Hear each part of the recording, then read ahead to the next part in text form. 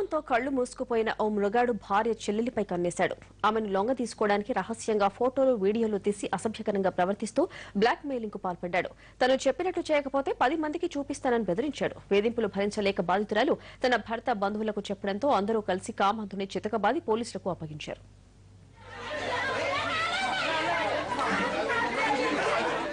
ఈ చెప్పుదెబ్బలు తింటున్న నీచుడు లక్ష్మీనారాయణ వరంగల్ జిల్లా తుర్రూరుకు చెందిన ఇతగాడు బతుకు తెరువు కోసం ముంబై వెళ్లాడు. అతని భార్య, ఆమె చెల్లెలు లక్ష్మి, ఆమె భర్త కూడా ముంబైలోనే ఉంటున్నారు. కామంతో కళ్లు మూసుకుపోయిన లక్ష్మీనారాయణ చూపు భార్య చెల్లెలైన లక్ష్మిపై పడింది. తరచూ ఏదో ఒక కారణంతో లక్ష్మి ఇంటికి వెళ్లేవాడు. ఆ క్రమంలో ఆమెను రహస్యంగా ఫోటోలు, వీడియోలు తీశాడు. లక్ష్మి భర్త ఇంటి దగ్గర లేనప్పుడు ఆమెకు ఫోటోలు, వీడియోలు చూపించి వేధించడం మొదలుపెట్టాడు. లొంగకపోతే వాటిని ఇంటర్నెట్ లో పెడతానని బెదిరించేవాడు. ఆమె భర్తకు చెప్పుకోలేక ఈ దుర్మార్గుడి వేధింపులు భరించలేక నరకం అనుభవించింది.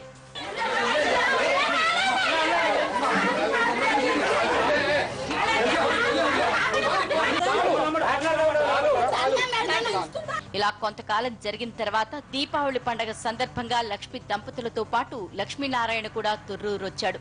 సొంతూరు రాగానే లక్ష్మి ఈ విషయాన్ని భర్త సంజీవికి, బంధువులకు చెప్పింది.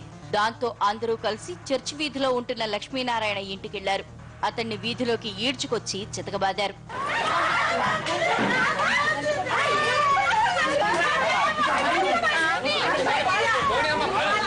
లక్ష్మీనారాయణని పోలీసులకు అప్పగించిన బంధువులు కేసు పెట్టారు.